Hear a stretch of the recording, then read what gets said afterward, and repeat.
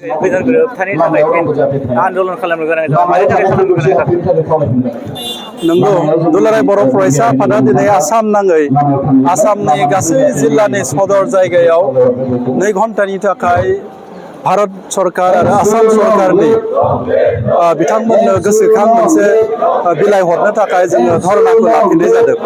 कारना बेनो थांनाय 2020 मायथाइनि 27 जानुवारियाव दुलाराय बर' फरायसा आफाद भारत सरकार आसाम सरकार एनडिएफबि मोनब्रै गुट आरोबाव इउपिपिअ जयै मोनसे एकर्ड खालामनाय जादोंमोन। जाय एकर्डखौ जोङो पिस एकर्ड होनना बुंनाय जादों। आरो बे पिस एकर्डआव थानाय जि क्लज बै क्लजनि माखासे माने क्लज जेरै गाहाय क्लज हिसाबै संकसनिफ्राय सिमलुगुरिसिम हलंगि दैमासिम जे एरिया एक्सटेंसन जानांगौमोन बे जायाखै।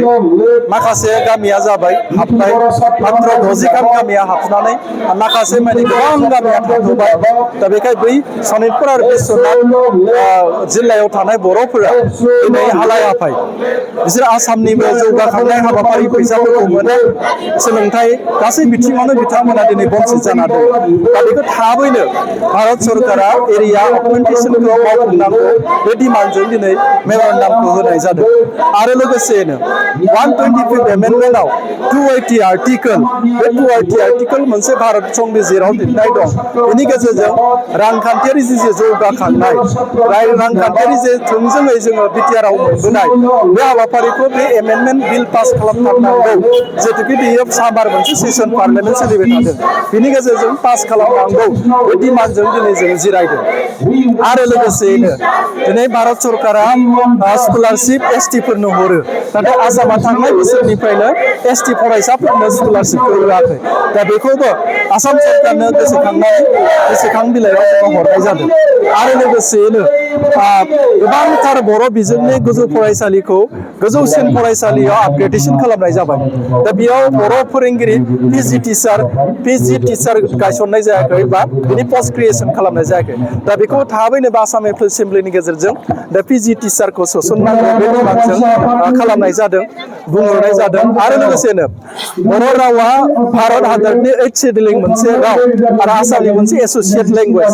नाथाय दिनैसिमबो आसामनि एसोसिएट लेंगुवेजब्लाबो दिनै जुडिशियेल मोनसे जे एग्जाम जायो 3rd ग्रेडनि 4 पेपार अफिसियेल पेपार बे मेन्सआव बर' रावजों लिरनो मोना। दा बेखौबो जोङो गोलाव समनिफ्राय डिमान्ड खालामदोंमोन आन्दलन खालामदोंमोन। दिनैसिमबो बेखौ जाफुंसार होआखै। बेखौ खालामनांगौ माने खालामनांगौ होननानै डिमान्ड होनानै जों दिनै प्रिलिमिनारि हिसाबै सिगांग्रो आरोबाव रिमाइन्डार होफिननाय जादों। दिनैनि बे हाबाफारियावहाय सोर नोंथांमोनखौ मदद होदों? जों दिनै नुबाय जे जोंनि हांख्रायनाय बायदि दुलाराय बर' फरायसा आफादजों ट्राइबेल संघ जिल्ला बर' थुनलाइ आफाद जिल्ला हारिमु आफाद बर' बिमा गौथुम आरो लोगोसेयैनो माने जोंनि एक्स एनडिएफबि वेलफेयार एस'सिएशननि दैदेनगिरि बिथांमोना जोंजों बाहागो लाफैदों। आरो बेजोंनो जोङो मोनसे मेसेजखौ नुदों जे जोंनि जे बिटिआर एकर्डनि 2020नि 27 जानुवारिखालि जानाय बे दफाफोरखौ जाफुंनांगौ बेखौ जोङो गोग्गोमै जाजानायखौ लुबैदों बै आफादफोरनिफ्राय बेखौ जोङो रोखायै मोनथिदों। बे दाबिनि गेजेरजों बिटिआरनि राजखान्थियारि जेरै गनायथिखौ मोनगोन होनना नोंथाङा सानो नामा? दा भारतआ मोनसे गणतन्त्र हादोर। गणतन्त्र हादोर हिसाबै गणतन्त्र मोनसे मुभमेन्टखौ जोङो खालामबाय थादों। आगोलावबो खालामबाय आरोबाव जोङो दिनै खालामगोन।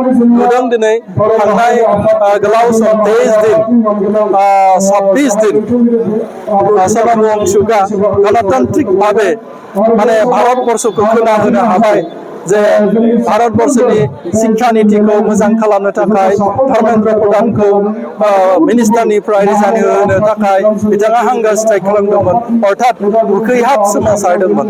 दा बेखौ भारत सरकारा खोनासंदों। जोंबो दिनै गणतान्त्रिक भाबै जोङो दुलाराय बर' फरायसा आफादा थांनाय गोलाव समनिफ्रायनो बेखौ सोमावसारबोदों। आरोबाव दिनै 2 घन्टानि थाखाय खालामदों।